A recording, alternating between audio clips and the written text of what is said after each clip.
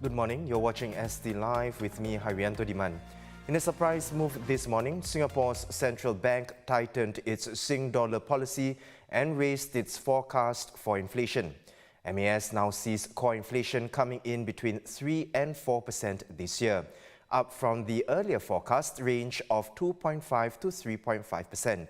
It says the latest policy move should help slow the momentum of inflation. Now, this is the fourth tightening move by MAS since October 2021 and the second time since January the central bank has moved ahead of a scheduled meeting. The next policy statement is due in October 2022. In a separate report, the Singapore economy grew by 4.8% year-on-year in the second quarter, slower than the 5.4% economists had expected in a Bloomberg poll. At the same time, the Ministry of Trade and Industry upgraded first quarter year-on-year growth to 4% from an earlier estimate of 3.7%. In April, MTI had maintained its 3 to 5% economic growth forecast for 2022. Joining us is the Straits Times' Associate Editor Vikram Khanna. Vikram, taking it all together, what do this morning's announcements say about how the Singapore economy is doing? Well, the only startling thing is the increase in the inflation forecast, the core inflation forecast, which is not surprising. The US inflation number just came in at 9.1%, which is way above what economists expected. And energy prices in June were still pretty elevated, although they have slightly started to roll over since. So it's not surprising that the MAS has acted quite fast to adjust policy in response to these developments. As far as the economy is concerned, there's nothing really startling there. I think 4.8% growth is slightly below what many economists had forecast. They had forecast just above 5%.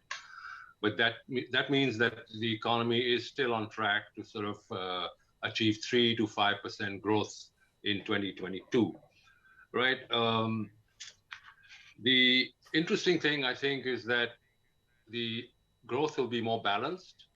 That is, many of the sectors which were badly hit up to the first half of 2021, such as retail, accommodation, travel-related services, and food services, they were affected by both the lockdown in the economy as well as the border controls. So those have been lifted. So now these sectors have started to show some strength.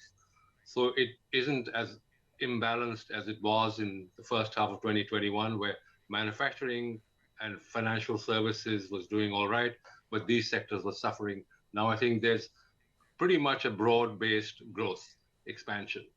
But that said, I think the second half of this year will probably be tougher than the first half, largely because of the interest rate hikes that we've seen from the US Federal Reserve and central banks basically around the world, which is going to slow down economies. And there's a possibility of a recession in Europe and maybe even in the United States by the end of the year or early 2023. So I think that's the downside looking ahead. So it would seem, all told, that the Singapore economy will probably still be able to achieve 3 to 5% growth this year. But I think, as the MTI had pointed out earlier, that it is more likely to come in at the lower end of that range. So, Vikram, what are economists watching for now in the coming weeks and months?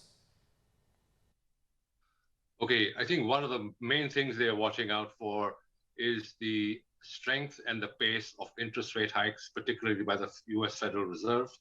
After the 9.1 inflation, 1% inflation number that just came in, I mean, some economists are even expecting a 1 percentage point hike in the next meeting that is later this month, followed by another aggressive hike in September. So I think if you have these very sharp hikes, I mean, that could sort of trigger interest rate increases elsewhere in the world, which would slow economies down.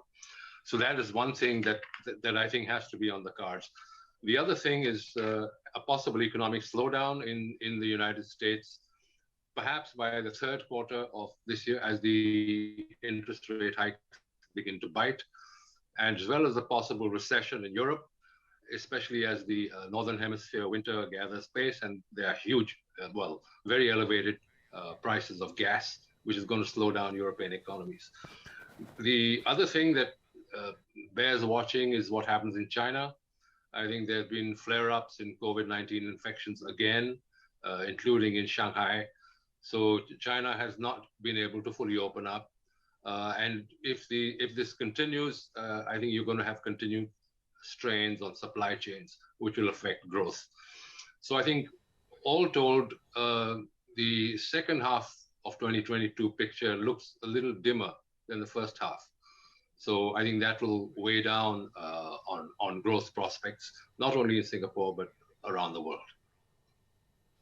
Vikram, thank you for the insights, Associate Editor Vikram Khanna. Now you can read more on straitstimes.com, and don't forget to hit subscribe to stay informed and activate the bell icon on YouTube to catch live news updates. I'm Haryanto Diman. Thanks for watching.